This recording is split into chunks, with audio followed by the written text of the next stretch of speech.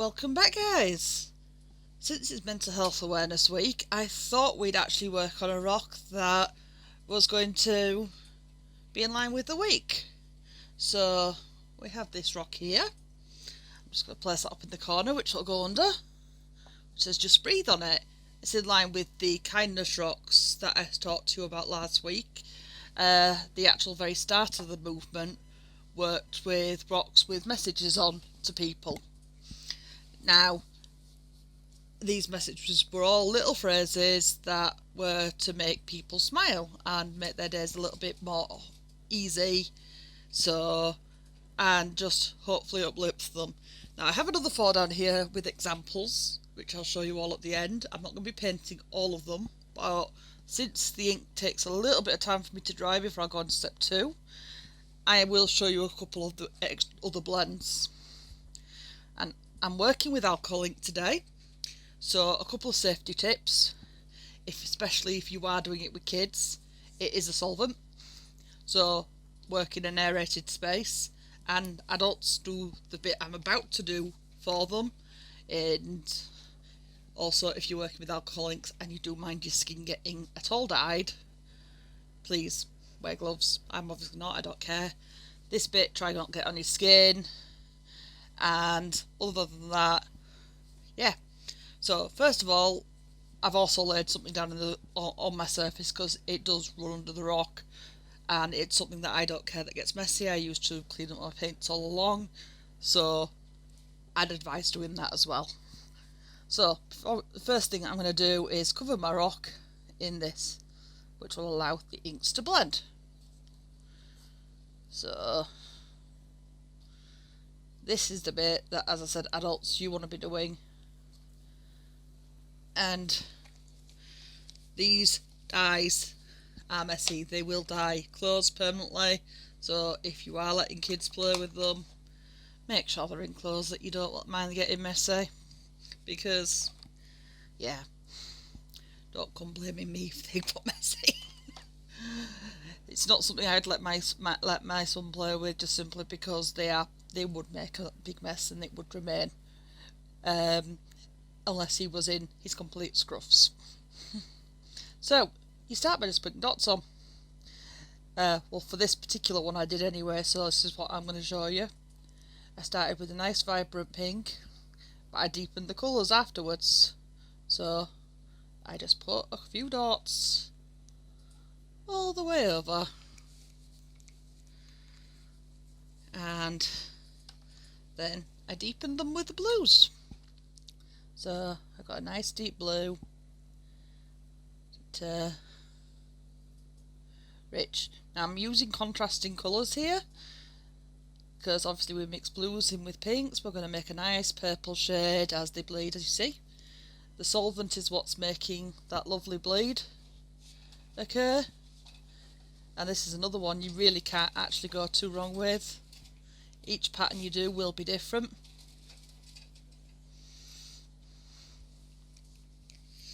And then to make that other lighter tone on top, I have this lovely white that lightens up and brings that lighter blue I've got there. But you're never going to make one that's identical to another, because it's all about, especially with these, the shape of the rock.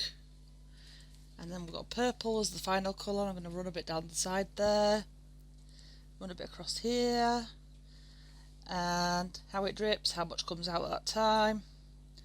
As you see, there's a completely different design on this one as there is on the original one you'll be looking at the top corner of your screen, and that's more than okay.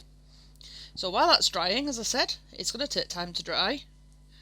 I thought I'd show you a couple of the other blends and other colour combos that I've got down here, and other ways you can make different effects. And so, yet again,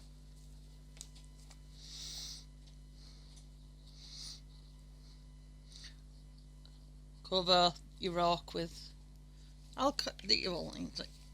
blending solution, and We're going to go with the greens this time, so I've got some greens and yellows, and I'm going to start with like nice bright yellow that can get lifted out, but I'm going to run it more in a bit of a pattern this time, so I'm keeping the bottle on the rock.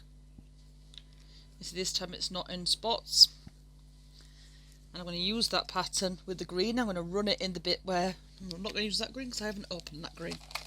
I'm going to find a green, this one that I've already opened because it's a bit easier. So I'm going to run it in a pattern, the bit that I haven't already touched. That nice deep one there. I let it run along those lines. And then I'm going to use one of the nice whites that we just used before to go in between. And let that just start to make its own patterns. And we can make the yellow go a little bit brighter now with a second little bit, and it'll start to blend in a bit with the green as well. We can put a bit more on top here, and we start to get more of a stripe effect.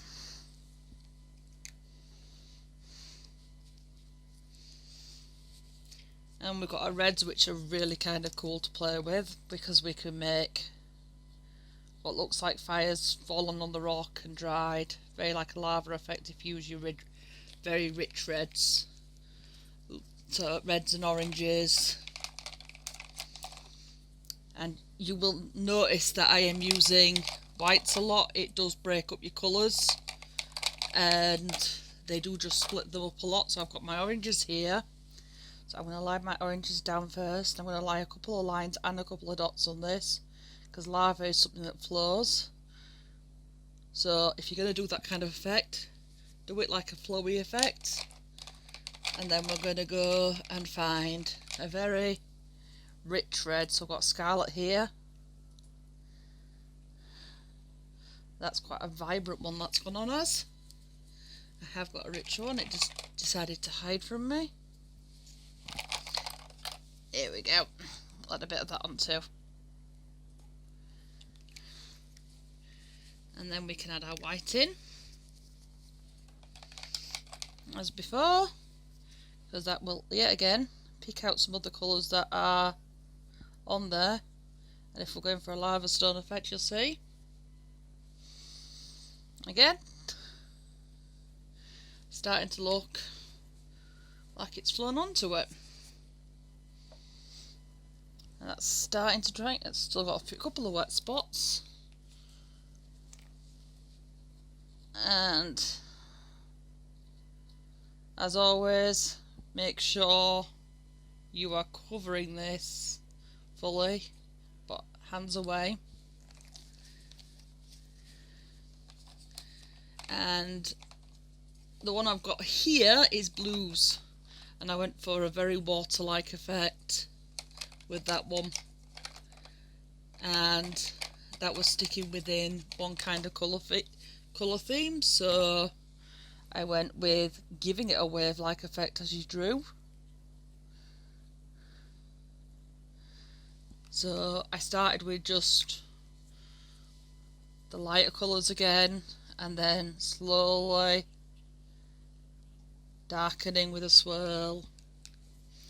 And you add the first one on, and then lighten it a bit. Lighten it around the edges, and you can let it flow a little bit, and then add a little bit more around the edges there where it's missed. You can be able to see where you'll need to add extra colour. And it's okay if it doesn't go exactly how you think, because, or how you want it to go. You can always add little bits, let it flow, let it dry. And add a little bit down here, go around, add a bit more of a swirl, and again let the inks merge. And as they're doing so, trying to get a lid back on. And there we go.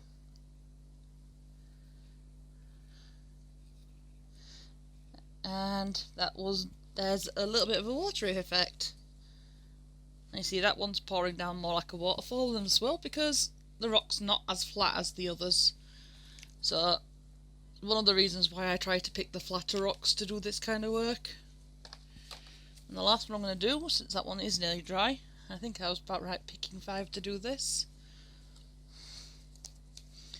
is to show you a little bit with the darker colours. So did kind of a galaxy effect, and I started actually with quite a deep dark black for this, which was yet again working with swirls, and then adding on little bits of purples. And when you're working with darker colours, you've got to be really careful. You've got colours that are going to be seen through. It works a lot differently. So then a little bit of the violet purple. You want the colours to be seen. So as I said, be very careful what you're going to pick to use alongside them. Then we can add a little bit more, give it like a galaxy style effect. Make a night. We've got our night sky style going here. And obviously the night sky, after we've done all that, we won't get that going for that. We want our little dashes, very little dashes in the sky. As you can see, I'm only touching that with white. And all those patterns there, it brings the purple out of the black from the background, and yet again we just let it dry. And I'm going to use a wipe to get the wet colour off my hand and put those away. Make sure your lids are on because otherwise they will dry up and clog up the tips.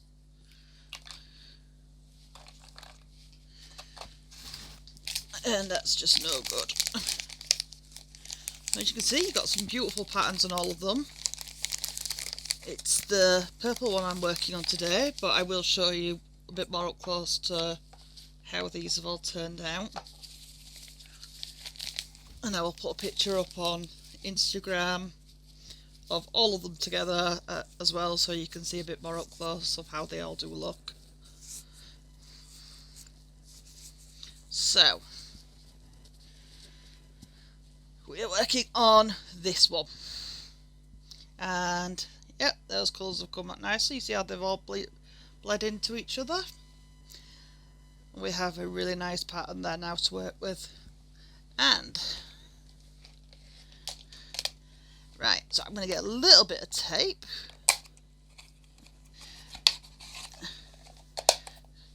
for our writing line. It's one of the easiest ways to ensure you've got a straight line. I'm using frog tape because it's exceptionally low tack and it won't pull off all that lovely work we've just done, but it doesn't have to be this brand. Just make sure whatever tape you're using, use low tack tape that won't pull off the work you've just done. Right, and I'm using a white pen, which I'm just going to check. I've got one that's writing well. I'm not sure that one is. Let's test the next one. There we go. So I've got the words, look at the top corner of your screens, just breathe, which is really nice little quote right now, especially with all the anxiety that's going around in the world. So we're going to start with just making the outline of the word breathe.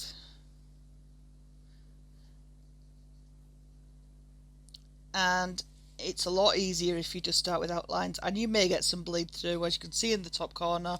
Some of these letters are bled through. Now you can go back over that later on. absolutely fine. And we're going to do the outlines first, because when you're first doing any form of writing, it's way easier than trying to freehand it, especially this thicker style of writing. And you just, well, trust me, I find it a lot easier this way even now. You make mistakes and then you just get frustrated with yourself and end up ruining something that you're really proud of, and it's just easier to freehand sketch on the shape of the word. So we're just going to sketch the word breathe onto our rock like this, and then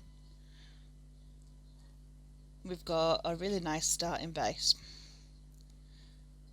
Now if you're no good at bubble writing, that's fine, there's another trick for it. If you write the capital letter like this for E, you can go around afterwards and join them up. Because we're filling it in afterwards, it doesn't matter. And the B would have worked the same. You could write the B as a big letter and then just fill the bubbles in inside. And same for the T. You'd have written the capital T and then you'd have gone around the outsides to make it into a larger letter. So now we've got that as a large word, we're going to just go and colour it in. And this is probably going to be the most absolutely boring bit, but it is one of the most important bits, because otherwise our words aren't going to pop out of the rock and you're not going to have a clue what it is. So I'm going to tell you a little bit about, well, the Kindness Rock project that I told you. It started over in America by one lovely lady who's still running it, and became this global movement. And you'll be able to find, probably in your local area, a rock project that's going on even today. There's many here in the UK, and we, as I said before, we write on, well, getting my words tangled, we make rocks and we hide them for strangers, but when we do so, we write the details of our local rock groups on the back, so people know where to post a picture when they find them. And this movement all started with this style of rock, and it was all one lady who was trying to spread a little bit of joy in her own small community, and she was hiding them all along one beach. And all from that, this one really big global movement began. And you can still find her, I believe, I don't just believe I know, under the Kindness Rock project over on Instagram, and she does some work on here still as well, so it's well worth checking her out. And she does some beautiful rocks. So yeah, if you're ever interested in that kind of thing, or you want to see where this all began or why, that's why. And this is what we do. And so this kind of message is the whole root of it. It was all about just positivity and spreading it. So with it being Mental Health Awareness Week, it's a good way to go back to the basics on what rock art was all about. Now I do a lot more. I do this style, especially on my blog, because they make exceptionally good headers for mental health blogs. They make good headers for just generally starting conversations, mindfulness conversations. But I also do the more general artistic style rocks, as you saw last week. So you get a bit of a mix when you go over to my page. And I enjoy making both styles, so come over and have a look on Instagram. You'll see a lot more of what I do art-wise over there. And it's always fun to share out with anybody that's wanting to come and have a look at what I'm doing, and the blog side. That's exceptionally important to me. So you're more than welcome. And there we go, we're getting there with some of this colouring in now. I had a couple of people mention my accent last time as well, so it's a Yorkshire accent, which is the north of England. It is a very broad accent, and we do have some very random sayings and phrases here, which I'm trying to very hard to not say, because you may not understand at all what I am saying if I do so. But yes, it is an extremely broad accent. Let's have a look. So yes, you can see I'm getting a little bit of bleed through on the pink here. That will happen. You can just, if you wait for it to dry and go back over it later, you'll be able to go back over it. Or you can leave it pink as well, because I think it can look quite nice like that. So it's up to you. And there we go, we're getting there. On to the last letter after this. We have our T filled in, and on to our E. So, and then we have the word just over the top, and that's done in a completely different style. So, as you can see, the word just I've done at a angle over the top, so I've written that more loosely writing, very free-handed.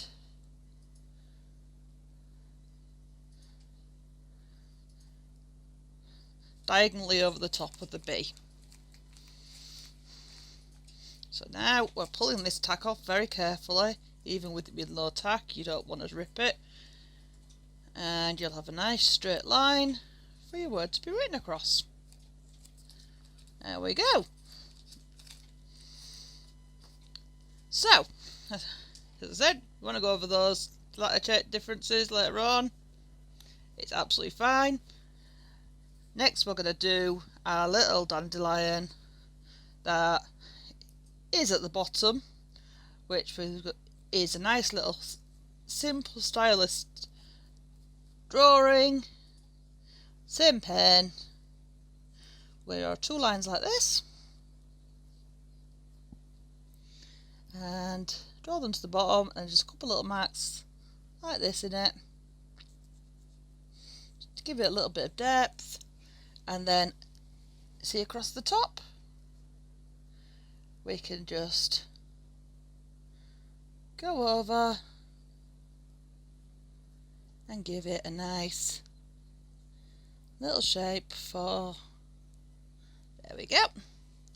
And then we're going to draw the nice seed pods. So let's just draw one at a time, straight line and a V. That's simple. And there's no rule here to how many. Straight line and a V. Just until it looks like it's reasonably full. And they do come to round all the way around. So we're going to go all the way down to here. To here, down here and there. There we go. And then we're going to have a couple that are just flying off into the air. And then we'll just go straight lines and our V's flying off, but then we want to make sure we draw a little seed at the bottom of them. And they're just little teardrop shapes. They're just flying off into the air. And there you go. And as always, put your little signature on there. There you go, that's mine. And let's just breathe. I've been Arty Smarty Mum. I hope you've enjoyed this and have a good rest of your day. Thanks for being here. Bye for now. Stay safe and well, guys.